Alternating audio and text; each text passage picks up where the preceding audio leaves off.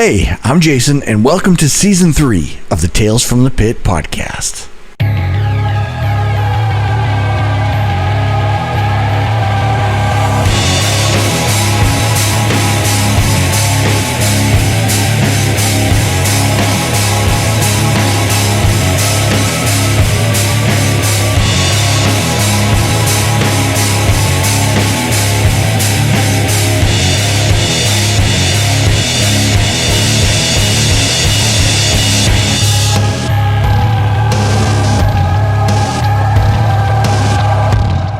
Hello and welcome to Tales from the Pit, the behind-the-lens access to the entertainment world and the creative people involved. Today is our part 2 with music photographer Danilo Lewis. We hope you enjoy it. All right, so Chainsmokers, you've been touring with them, Florida Georgia line. So walk me through some of the artists you've been touring with and how did you get involved with that? I'm assuming it's all just kind of connections through existing shows and stuff, but go ahead. Yeah, existing shows and as well as management, labels, a lot of labels and PR people, you know, they like what you do. They're going to recommend it to their clients. I've done so many DJs from DJ Snake, Steve Aoki, Nicky Romero, Above and Beyond. Like, whoa, I could keep going. I could actually look at, I have these things here that are like on my desk that are like lanyards. You know, Yeah. Hang up. So I could just say like, oh yeah, the Florida Georgia line, Tiesto, Zed. If it's a DJ, I probably have gone on tour with you and done something with you. I love when I moved to LA. It's when I started doing more of the bands, more of the live acts. You know, I've done everything from the score, that's alternative rock, to Coldplay. You know, getting ready, hopefully by the end of the year, jump on the Coldplay tour. Yeah, so I mean, it's everything between. To me, is like, you know, be in the business of not picking sides. Yep. You know, a lot of people say like, oh, I don't like country music. I don't want to go shoot that. I was like, well, you're missing out. Country music shows and tours and festivals are incredible. Yep. You know, go shoot that. You know, I've shot at jam bands, you know, Humphreys McGee, and I'm trying to think. There's one act that every time I see it, like whenever I go on like my hard drives, I'll see the name. I'm like, I don't even remember shooting this, but it's great. Yeah, I mean, I try to just be as versatile as possible. Early on in my career, especially when I was trying to shoot more bands, I was always met with, oh, he's the DJ guy. Could he really shoot this? And it was an uphill battle to be like, no, I shoot a lot of it. I've shot weddings, you know. Just be versatile, you know. I love being in a studio setting. I love doing portraits of artists. I love going, especially in LA. I do this a lot in LA, which I don't post often, but it's one of my favorite things of work that I do is I get a lot of labels will say, do you mind going with such and such artists and take them out and just walk around and let's just do photos? I love that. I've gotten to know more artists like that personally than on tour. I may have like maybe 5-6 hours, but by the time I meet it to the time I'm done, I'm pretty sure we're already planning like, oh, we're gonna go to dinner and then we're gonna go to a party. Yeah. So to me, it's like I try to do everything. I try to do it all. Yeah. I want to pause right there. I'm sorry. I was gonna say I'm gonna pause. Go ahead. We're in an hour. Are you okay with time? Can we keep going, or do you need to cut off? All right, because I haven't even got into the technical stuff yet, so I got tons of questions for you. All right, cool. No worries. I'm good. If you do feel you need to drop, just let me know. But no. I'll go for a little bit longer. Yeah. All right. So the move to LA, was that just something that happened recently? Was that for this because of what you're doing, or was that just a personal thing? To me, it was one of those things where I was like, I had been in DC in that scene for quite some time, and from a venue, I was already working at the #1 venue in DC. That venue was also voted #1 club in the world. Nice. While I was there. I was like, well, there is no bigger club than this. Where do I go from here? And you know, it's as much as I love to network, you are missing opportunities if you're not in the spaces where a lot of these industries live. Can you be successful without living in Los Angeles? Yes, of course you can. I know plenty of photographers and videographers who live in Houston or random cities and tour the world, left and right. Yes, you can. But that's the 1%, for lack of a better term. That's the 1%. That doesn't happen to everybody. To me, is like, I remember I moved to LA. Day 2 of me being here, I went to a coffee shop, ran into an artist manager that I've known for a year. I hadn't seen him in 4 or 5 years. And we he was there just by himself. I was there by myself. Ended up talking for 3 hours at the coffee shop, and I had booked 2 tours. So to me, I was like, I can't replace that. I can't replace that in DC. That would have never happened. I would have never had the opportunity of knowing that. Not to say that you need to do it, but it does help. The music industry was in New York, and then it all migrated to Los Angeles. You can't ignore those kind of shifts, but you still can be successful. You can still do it. It's just harder. And for me, it was like, I just saw the writing on the wall that I was like, well, what else can I get from being here? Where do I want to go? What do I want to do? And all the things I wanted to do told me that I needed to take that step to be where everyone was, to be present where everybody was, go be that social butterfly. You just never know. Yep. So that's kind of brought me here. Yeah. Cool. And it's definitely a climate change or temperature change. That's for sure. Yeah. Oh yeah. As we were trying to schedule this yesterday, I'm in the middle of a huge nor'easter snowstorm trying to get this done. And today was like a beautiful sunny day. Like it was 68 maybe. Oh geez. Nice. So let's start getting into a little bit of technical stuff. So equipment, what is your, what's your equipment of choice? What are you using? You said you're using 2 cameras, 2 bodies. What do you got going on? Not to plug them, because I've learned I got to stop plugging anybody when it comes to equipment. I have been shooting Canon my entire life. Mm-hmm. I haven't upgraded to the mirrorless system yet. Okay. Because I'm weighing out options. So there are other brands out there that are being much nicer to me than Canon is. But I'm open. My doors are open. You want to throw equipment at me, we can talk.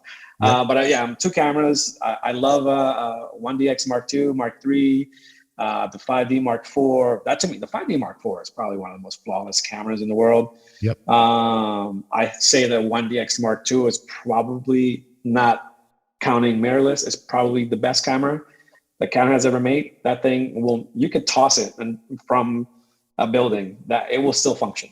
That is a tank of a camera. But I do know, you got to keep up with the times. Mirrorless is next. That's what it is.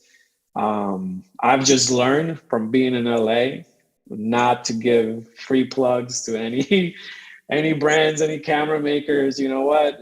You know where I'm at. You know what I do. You want me to shoot your brand? And we can talk. In the meantime, I'm still going to shoot. I'm still going to use what I have. But yeah. Yep. What about lenses? What's your lens of choice? I do all the Trinity of zooms are my go-tos always. 1635, 2470, 7200. Yep. I'm a big 35 millimeter guy. I am never, not that I've never liked it. I've never found much use for a 50 millimeter on tour or at festivals. Yep. It's too specific for me. It's very tight. And I've never been able to get anything aside from like portraits of like fans and things like that. I've never been able to get anything from a festival perspective that blew my mind. So even though I have a 50, I don't use it for that. I have 2 fisheyes. I have the new 18 to 15, and I still have the old 15 millimeter 2.8 because it's just as fast as hell. I don't take it out too often because it's a very fragile piece of glass now, very rare. So I'm trying to prolong its life for as long as possible. If I'm taking it out, it's because it is dark where I'm at, and to the rescue type thing. What else do I have? I do have extenders for the 7200. I used to have a 24 1.4, but again, that was another focal length that I didn't find was huge because I had the 1635 and the 2470. Right. It made no sense. That's where I'm at with lenses now. Yeah. Are you using then, those extenders much? Do you use those that much? I have used them. I like to use them in daytime more than Right. nighttime, obviously, because Right. you lose Mm-hmm. a lot of the aperture on it. In daytime, you can create some shots. I've taken some photos that the festival owners and like marketing teams are like, "Where were you?" When and I was like, "You wouldn't believe where I was. If I told you where I was, you won't believe it." The parking lot. Yeah, yeah, but it gives like such a crazy perspective of including so much, but you're still getting really up close. Yep. I haven't used it much at night. There's been a few times like depending on like the festival where front of house is, sometimes you may need it. There, those what I was gonna say. Trying to remember the festival. I think not Lollapalooza main. Yeah, actually, Lollapalooza main stage has a really far front of house. Yeah. That you're gonna need that. I mean, the 7200 is perfect, but if you're trying to get a tighter shot of an artist that you would with a 7200 at a normal distance of a front of house, you're gonna need it. Because it just won't look. You won't be able to get the looks that you're like going for. Yeah. Yep. And with the rarely, for me, rarely do I have to shoot super far away because our venue is obviously very specific, and usually front of house or in the pit is usually the two most common shots, and the 7200 usually covers that. But there's been times where I actually pulled out the 600, and it's I love the lens. I'm just not a fan of using it because it's so heavy and so challenging. You have to be on a monopod or whatever, and it's just such a challenge to get a moving artist and stuff like that. So I was recently thinking about that because I recently shot the Super Bowl, and nice. the 600 or 400 600s. Yeah. I feel like they're giving them away at the Super Bowl. Maybe that's the case because everyone had one. Yeah, and I was just like, wow, did we all get one too? But I kept thinking, I was like, man, like, I wonder what I could do with one of these, like on a tour. I mean, but it's a very specific glass. Yep. But some of the images I see, I'm just like blown away. I'm like, wow. Yeah, it was, like I said, I really liked it, but it was a lot of work for me. Just lugging it around and then just really, really zooming out to kind of see where I'm at and then zooming back in to kind of catch the artist and stuff like that. Yeah. So it was a lot of work, and I was like, I don't have much time, so I don't want to spend too much time fighting with a lens versus getting the shots and stuff like that. But I could see that. Yeah. I mean, I feel the same with the extenders. Sometimes I'm like, oh man, like now I have to remove the extender, put the lens, and then, it's too much sometimes. I'm like, it's just better off just to leave it. Are you changing lenses during a set at all? Yes, I am. I'll always start 24-70, 7200. That's how I always start. And throughout the set, I'll pop in the whites when I'm front of house or on the sides of the stage. Sometimes the fisheye as well. If I'm on stage, sometimes if I'm on stage, I mean, I'm still switching there. I'm using all of it all the time. And obviously on tour, you have the privilege that you don't have to always use everything all at once. I was like, you know what, this show I'll use this, and the next show I'll use that, and you change it up and you mix it. With festivals, you try to kind of, like I said, it's that 360 sort of model of like trying to get everything. So that changing the lenses just kind of gives you just a bit of extra shots that you can add to your delivery. So I am, it's sometimes nerve-wracking if you're like if I'm going in, I will never change a lens if I'm in the crowd. Everything stays. Yeah, stay. But if I have open space and like no one, you slowly, all that. Yeah. You're surrounded by a bunch of screaming, drinking fans, and last thing you want is your glass to get covered in something. Yeah. Or give anybody the idea of like, oh, he put away his lens in this side, and you never know who you're around. So of course, sure. Too. Yeah. Sure. Yeah. The what is your for your editing process? What are you doing? Are you like, I mean, how many images are you usually shooting for a tour? When you're on a tour per night, are you shooting like a couple hundred or just? No, for a tour from all day, including all day, from 8 a.m. till midnight, I will probably take anywhere between 1,000 and 1,600, depending on the show, depending on the size of the show, depending on what happened that day. Sometimes we do more just because like we went out and did stuff. Sometimes it's less because we didn't leave the arena. But there's like, especially in those heavy like arena tours, there's so many things happening. The show involves so many production details and aspects that you're trying to capture everything all at once. And I rather have more than less. You know, I'd rather be able to say like, oh, you know what? If I didn't get that, I know I probably have it later on in another shot. Because there's been plenty of times even though I may be I've known the show like the back of my hand, I may still miss a pyro shot.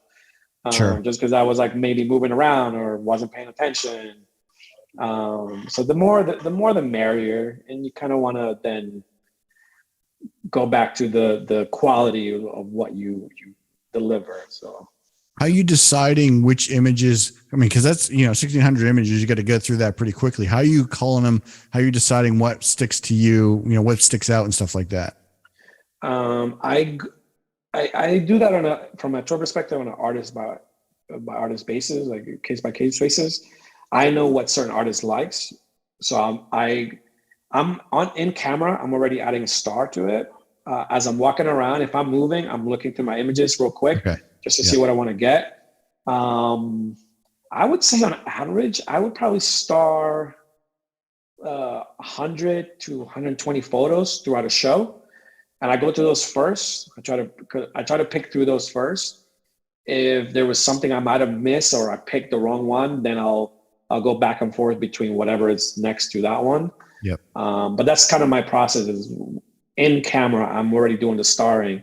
So when I get to Lightroom, the star is already going to show there. So I go directly to those photos first. It makes it easier. This way I'm not going one by one once I'm done with the show. Yeah. Are you ever going, I mean, you kind of mentioned this earlier, but do you ever go back to images later on and say, all right, now I want to spend some quality time with some of these shots that I took later, or I forgot about these. Let's kind of make some cool stuff out of them. I used to do that all the time where I was like, oh, I just want to see what else I got. Lately, I've gotten into a terrible habit that I won't post or share much.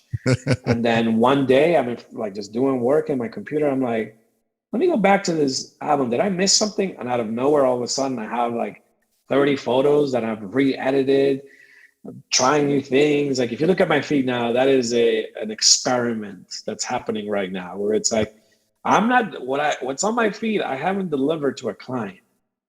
That's just me doing something for me, where I'm like, I just want to see what happens. I sometimes I start a certain way, and by the time I'm done, I'm like, I can't even tell you where I was going when I started. And sometimes I share it, sometimes I don't. And it changes for me, like where I'm at mentally, especially with social media. Sometimes I'm like, right now I'm in this space where I'm like, it's there, whatever. I'm busy, it doesn't matter. I'll share some things. Like there's a lot of things that I'm like, all right, you know what? I'm sharing this. It happened maybe 5 minutes. Like I posted a video of me being at the 50-yard line. Like 30 minutes after me being there, I was like, this was way too cool not to post. And there's other things where I'm like, I did some stuff for Drake recently, and I've only shared 6 images. Right. And will I share more again? I probably not. Maybe like next year I'll go back and I'm like, oh, you know what? I kind of like these other photos. Maybe I should share these other photos. But yeah, it's hit or miss with me with it, whether I'll go back or not. Right now, it's taking me a lot more time to want to share more. I don't know why, but it just is what it is. Right now, it's just the exploring side of things right now. Yep. Yeah, sure. You mentioned video. Are you doing any video at all? No, I started doing video. Did you? Okay, when I first got into working in nightclubs, I was doing video. Oh, okay. I added photos, but to me, I wanted to do more video. But then I don't know what happened. Everyone just wanted more of my photos and more of my videos. And that's where it went. And I've never looked back. Yeah. Nice. So just photos. Yeah. Yeah. And this video, I mean, I'm kind of in the between. They started asking me to do a lot more video now. And I got to say, video is a lot of work. That's a lot more work than photos by a long shot. Well, the one thing I'm getting asked recently, it's, more of that short form TikTok reels content where I'm like, I'll roll my eyes. I'm like, okay, sure. It pays the bills, but it doesn't fill yeah, the. you got to be able to adapt. Yep, absolutely, absolutely.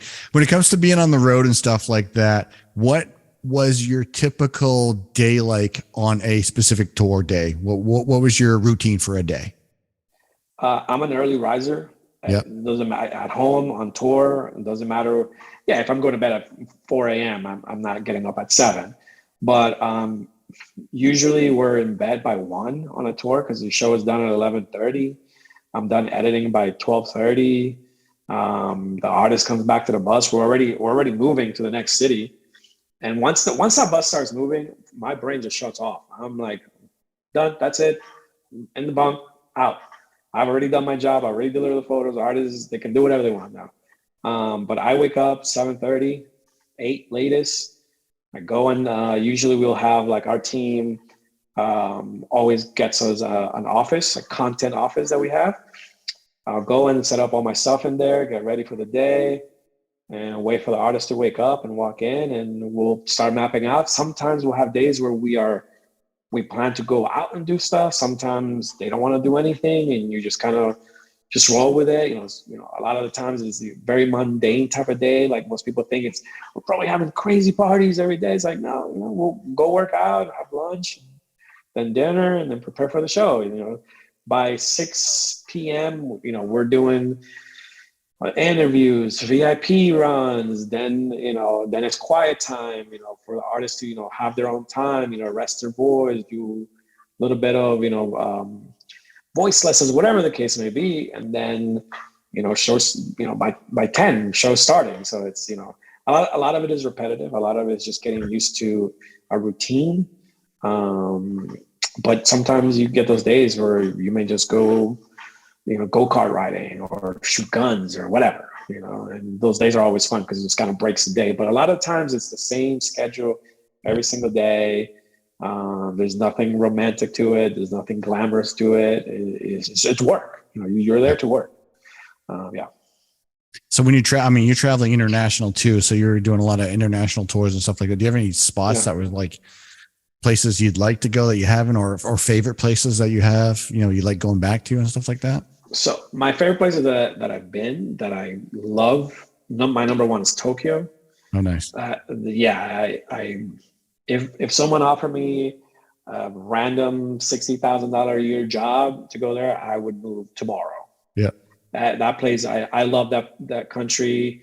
People are incredible. The culture is incredible. Everything there. I've never found anything that I've been like, I don't like this. I love everything about Tokyo. Cool. But I've had great times in Argentina, Buenos Aires, Singapore is amazing. Plenty of European cities are always really nice. A lot of culture. Some of the places I've never been to, I love to go to, probably nothing related to music.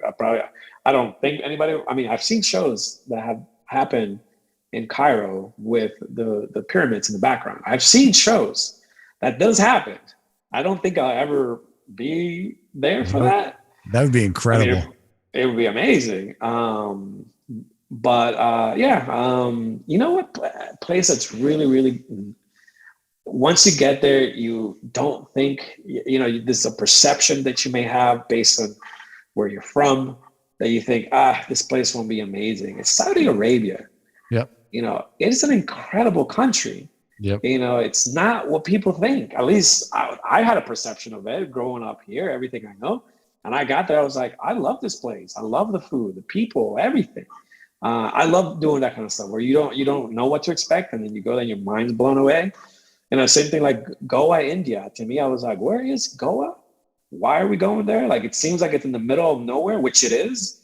The airport is like 2 hours away from where you're usually playing the venues.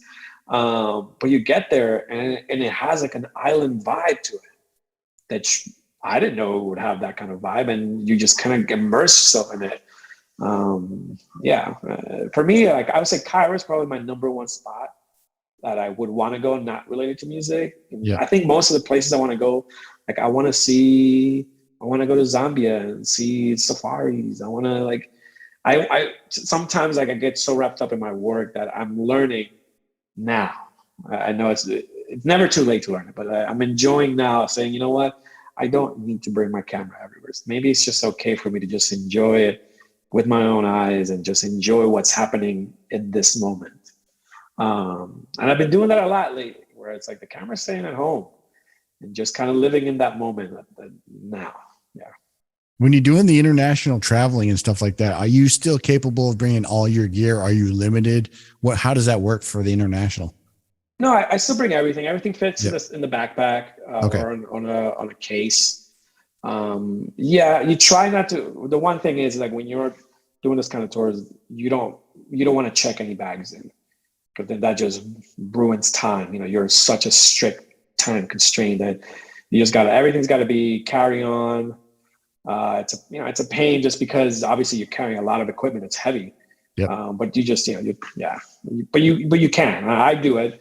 I may leave, like, I may not carry 2 fisheyes, for example. I may not. No, actually, no. I have actually been traveling with the extenders recently. On a couple, like, we were in Asia and Europe late last year, and I did bring both of those. And I think I used one of the extenders one time. Yeah. Yeah. Cool. Again, it depends, but again, have the stuff that you think you're going to need, because you just don't know what you may want to do. You know. Yep. Yeah.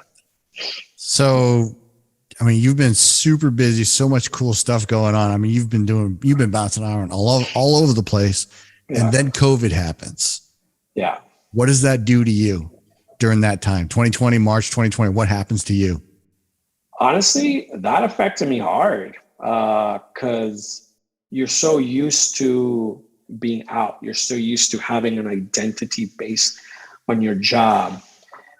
And you're not only losing the way you make a living, you don't know what's going to happen, especially in LA, everything was closed. There was no productions, no shoots, nothing. Right. Even if touring wasn't there, like for me now, I still have a lot of work in LA that I do with a lot of different companies, but none of that was there. There was nothing happening. And at the very beginning, I took that very hard. I was like super depressed. It feels like something was ripped away from me that you love. Little by little, you kind of come out of it, from an LA perspective, like all our creator friends, like all my photographers, videographers, we have a big group of friends here. We all got bicycles. And because the only thing you could do was outdoor activities, there was no cars on the road. So we just rode bikes. We wore masks, but we rode bikes everywhere. Golf was another thing. It's like everyone that I play golf with now works in the music industry in some capacity or another. Yep. Whether it's artist managers, artists themselves, A&Rs, whatever. We have, like, I think our group started with maybe 6, 7 guys. I looked the other day, just because out of a joke, we added new guys, and we're up to 73 people in this golf group chat. And it all started there. To me, it was hard coming out of it. There was a period of time that even the productions were kind of starting. It was very, LA is the land of 1 million jobs for 10,000 photographers, per se, right? Sure. All of a sudden it became one job for 1 million photographers. And, you may get it, you may not get it. I was lucky. I got a couple of things. Chainsmokers, I was, very lucky that they had 3 very big campaigns happening. And instead of, letting those brands and companies hire their own guy, they told them to hire me. That, pretty much saved COVID for me. If it wasn't for them, it would have been extremely, extremely terrible. Mm-hmm. Everything was like super guerrilla style. Before COVID started, I had one shoot with them for a magazine shoot. I had a staff of 20 people, from wardrobe, lighting, you name it. By the time the shoot was postponed and rescheduled 7 times because of COVID, because we didn't know. Right. By the time it came around, 3 months later when we shot it, I had a staff of 3, and that was it. That was maximum. I couldn't have anything more. and you kind of just roll with the punches. You learn to be, to have 5 jobs. I had great assistants who did 7 jobs for me that normally they wouldn't have, and they weren't getting paid to do those jobs because there was no allocation for that anymore. I'm thankful for that. But yeah, it was tough. It was tough, man. Yeah. I mean, the music industry, the live industry was the first one to shut down and pretty much the last one to start back up. Yeah. In a lot of cases. Before touring or even concerts, because touring was the last one. Technically, touring was the last one. First, it was like nightclubs and bigger venues, etc. Before any of that opened, I went to shoot photos at a car dealership. I was like, I like taking photos. I'm good at what I do. Yeah. I'm pretty sure I can take photos of cars. How hard could it be? It's not moving. And even if it's moving, I know how to take photos of a moving subject. It's okay. I get it. And I did it for 6 months. Yeah. And in the 6 months, it was like, you could see it. You could see everything little by little. This venue opened because this venue opened and these 3 other venues here open. You could sense it, that it was electric. It was like everyone was ready, just open everything up. Yep. Let's have 100 festivals tomorrow type deal. And the moment I got the calls, hey, we're back on the road, I was like, dealership guys, it's been a pleasure. Thank you for the opportunity. Have fun. Yep.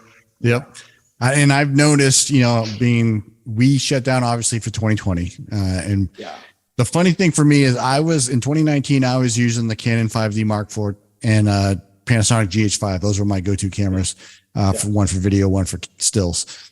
In beginning of 2020, I got all new camera equipment. I went out and bought all the Sony mirrorlesses, all new lenses and everything. And then all of a sudden everything shut down. I was like, well, damn, I just spent all this money and I have nothing to show for it.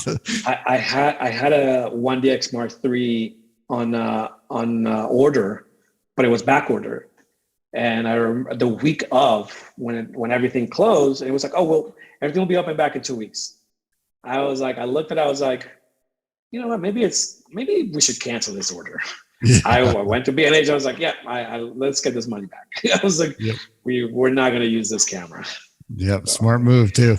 And that's why I haven't changed. I haven't changed to any of the mirrorless just yet. And I'll say, jumping from the 5D to the mirrorless was a huge difference in regards to the weight of the camera, and B, the actual sensor. Yeah. The sensor, low light, all that stuff is just huge improvement for me. I just noticed it immediately. Yeah. So what I'm noticing now is, I think it's pretty obvious, but in 2021, we opened back up and we had to do the first half of the season was sort of the, I forgot what we call it, with the half venues where everyone was spaced out and all that sort of stuff. Which was, it is what it is. It was just the requirements at the time, but it really made no logical sense because you still have a line of 100 people in the bathroom all standing next to each other, but you can't sit next to each other at the show. There's so many things I would walk around and be like, do you guys not see the logistics of this? It doesn't make sense. Yeah. But show wise, I think the crowds and the bands have been more insane in the last 2 years than prior. I mean, the crowds have been nuts these last couple of years. Yeah. I'm assuming you see that as well. Yeah, I love it. Honestly, I love seeing these kids, they just want to rage. And before, there would be times where I would go to certain festivals or we would have certain shows and I would always go I don't want to go in this crowd. This is too much. This is too much for me. And now I'm like, yes, more raging. Let's go crazier. Yep. Sometimes there would be times in 2019 where I would tell some kids, I was like, all right, relax, have some water. You're going, you're going to get, something's going to happen. Yeah. And now I'm just like, you know what? Do whatever you want to do. I want to see more of it. Yeah. And I think the shows have really brought back a lot more energy too. So a lot of the bands and artists and DJs and all that stuff, there's a lot more production involved. There's a lot more energy on the stage. I just think across the board, everything has been elevated to a new level now. Yeah. The one thing I would say is that has changed very drastically is obviously a lot of the smaller festival producers, independent producers are going away, which is kind of sad. And also with it, there becomes this big monopoly of controlling what Yep. fees are being paid and what budgets are being approved. And it's like, it feels like a bigger battle now than it's been in the past, where I'm like, but so much stuff is happening now. But I feel like everyone's being so careful because we don't know what could happen next now. We've learned that, oh, everything can go away at an instant, you know, that now everyone's like, you know, it's become a bit more harder to get things approved. And, you know, I remember certain festivals would have like 30, 40 people teams. Like, I know Life is Beautiful in Vegas has always had a massive team, obviously because it's such a big festival. Yep. And now, like, probably see half of that, you know. A lot of the festivals that would hire. I was going to say, go ahead. Yeah, like a lot of the festivals, you see like 10 people team now is 5. You know, it's like, it's very hard to, you know, it's been a slow climb to getting back to, from a money perspective, to where it was before. Sure. Even though there's a lot of money floating around, I think it's just everyone's just being a bit more careful with how things are being spent. But at the end of the day, I mean, content is still king.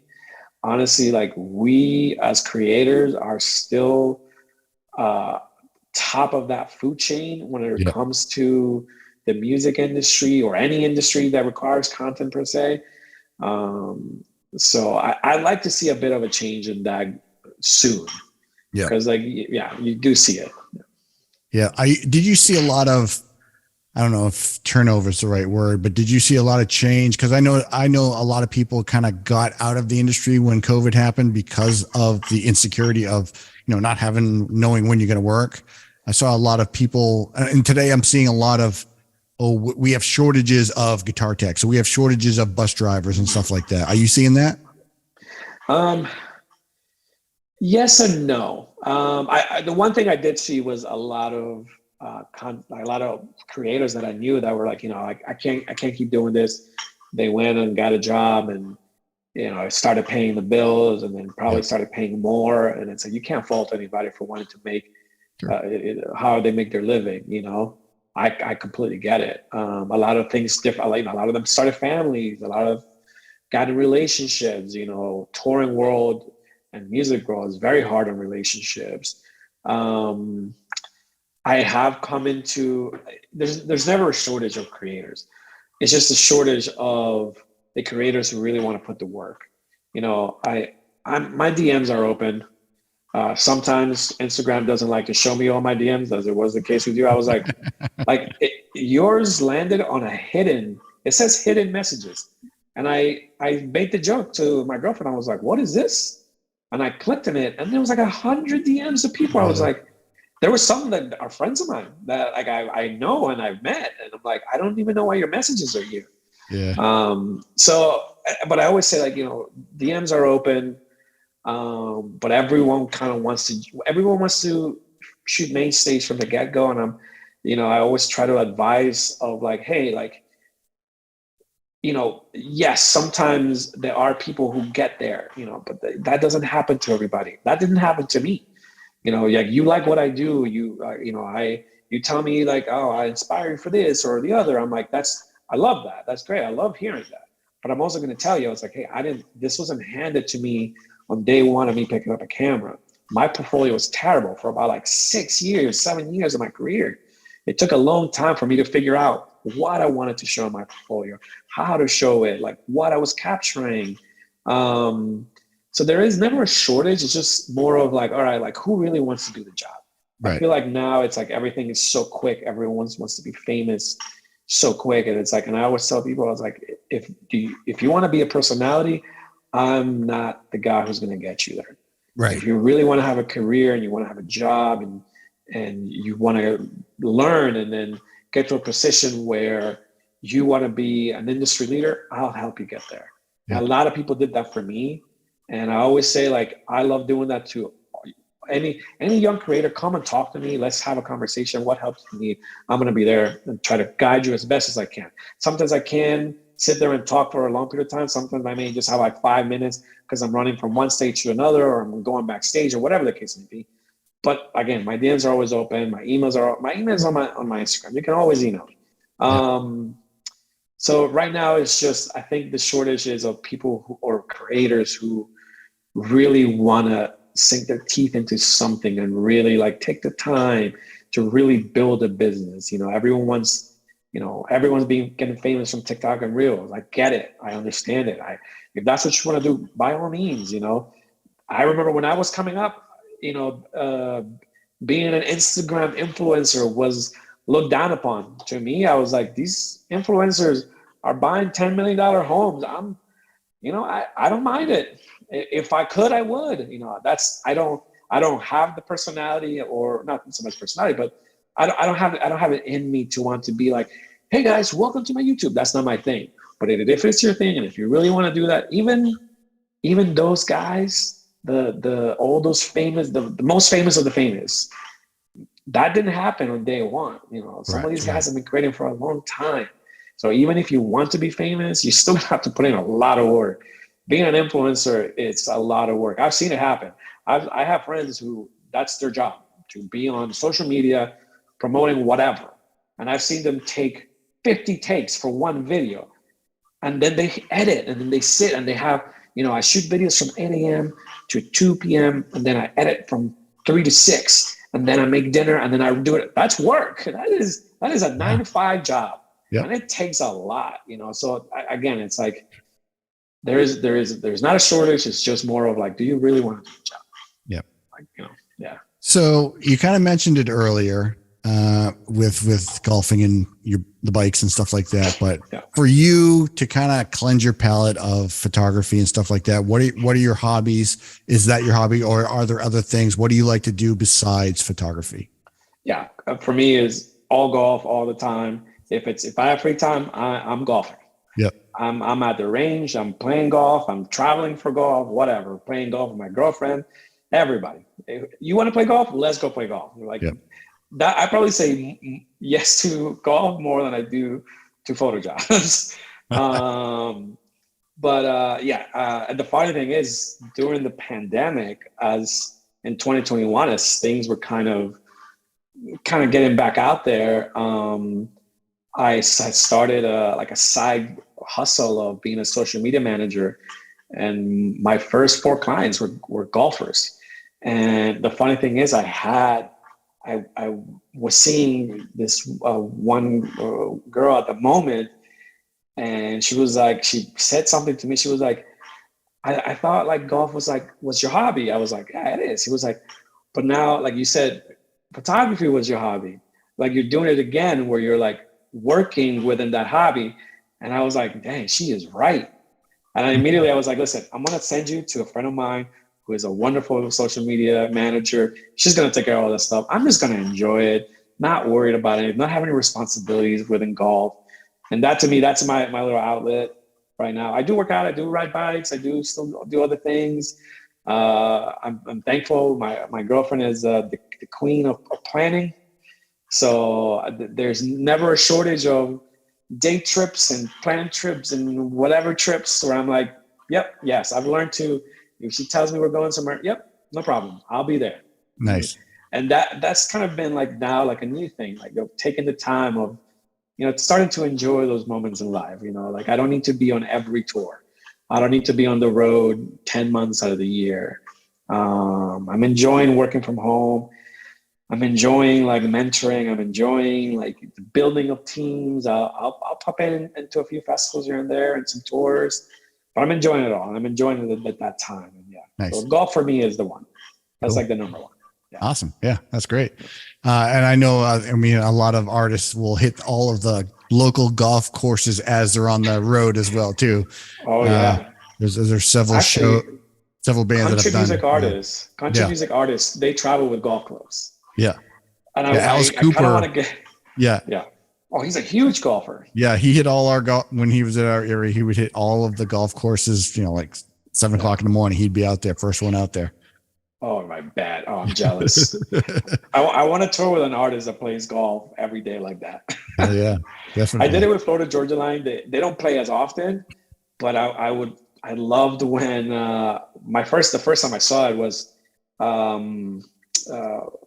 middle of 2021, like August 2021, when I think we were in like Great Lakes, Minnesota or something like that. And one of the production guys was taking out the golf clubs from the tour bus. And like the bags were just sitting outside. And I looked at the tour manager, I was like, are we going golfing? I was like, because this just turned out to be the greatest day ever. If this is what we're doing, he was like, yeah, we're going to go play golf. And I was like, am I bringing the camera or am I playing? He was like, no, you're going to bring your camera still, but you get to play. I was like, I wish every artist did that. Yeah, that's awesome. That's awesome. Well, I've taken a lot of your time. I really want to thank you so much for your time and your understanding with the rescheduling and stuff like that. I appreciate what you do. It's funny. I had lots of friends who had sent me your series, and cool. Yeah, because I want to try to remember last year what interview it was that I got sent, where it was like, I was like, listen to this. This is pretty cool. I want to say it was the creator. Sorry, not the creator. It's a rock photographer. It was like episode 30 something, 37, 39. I'm trying to remember. Probably Sanjay from Shinedown or something like that. Or I don't know. I think so. A couple. Yeah. We've had a lot. Yeah. So I was very happy that you hit me up for this. I love doing these things. I love talking about photography and where the world is in regards to creation and trying to help out as much as I can. Like a long time ago, I was given advice, and what I appreciated about the advice was that it wasn't for me to keep. So I'd rather share that advice. And when I share it with everybody, in any podcast I've done, I always say this thing, if I give you advice, it's not for you to keep, that is for you to share it when the time comes for you to share it. At some point, someone's going to come to you and say, I love what you do, this and the other.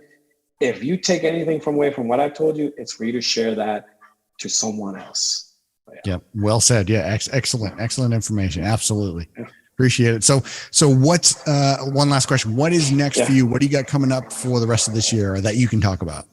Yeah. So we have Coachella coming up, a bunch of stuff, a bunch of events for Coachella. I think we're going to have 15 creators out during Coachella weekend within the festival, with the events around the festival. We have one of my favorite festivals coming up, very small, but legit. It is, I say, the crowd at this festival is what every festival wishes the crowd was like everywhere. It's called Mustache Bash in San Diego. It's a disco festival, very small, but it's on the water. Everyone's dressed up in disco gear. The music is disco house. They do have a house band that plays like Earth, Wind, and Fire type stuff, but everyone's drinking, everyone's having fun. It's the most chill. San Diego, so it's the most chill kind of environment while still a bit of a rager. It's kind of hard to describe, but it's just incredible. We have like 15, 20 some odd festivals coming up, maybe something like that. Still have touring with Chainsmokers coming up. I got Asia at the end of this month. I have to go there with them. Got Coldplay coming up later on as well. There's something there in between that I can't quite say yet, because I've signed that I can't say anything till after the tour is over. Oh, wow. So, yeah. But yeah, it's busy here. Like, still got my work here. Still got a lot of golf courses to play. I'm looking forward to some golf trips. I should hit up more of the Northeast. I feel like I haven't played golf in the Northeast at all. So I like to do that more. Like, I want to do that more. I'll be looking for, as you're announcing what you're doing and stuff like that, I'll be looking to see if you come up to our area. If you ever come up to the New Hampshire venues, definitely our venue is the place to be at. And, I'll definitely be looking for you. I love that. Yeah, definitely. Okay. All right. So where do people go to find you online? What's all your socials? Where do you direct everyone to? Just my name, Danilo Lewis. Google it. I'll send you whatever. My site, Instagram. The only thing I don't have is Twitter. My Twitter is real Danilo Lewis, I think, because the guy who owns it doesn't want to sell it. His account is suspended. Someday I'll get it, but I can't. That's the only thing I don't have under my name. But everything else is Danilo Lewis. Let's go there. Send me a DM. Yeah.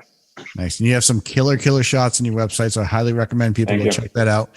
I mean, some really, I wanted to get to some of that, but we're kind of running out of time, but some killer shots. I'm hoping maybe, you know, in season 4, we can get you back and talk a little bit more technical and stuff like that. 100%. I love that. Count me in. Yeah. All right. Well, cool. Well, so thank you again. Once again, thank you so much for your time. I really appreciate your work and everything you've done. So again, thank you. Thank you, Jason. Thank you for having me. Hey, thanks for watching part 2 with our guest, music photographer Danilo Lewis. Great guy, great photos. Go check out his work, link in the show notes.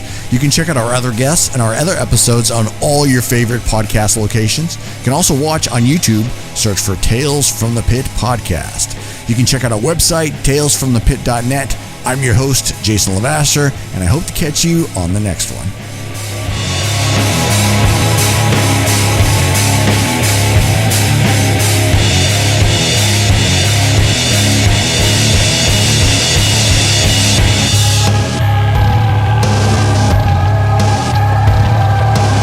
This episode was edited and produced by me, Jason Levasseur.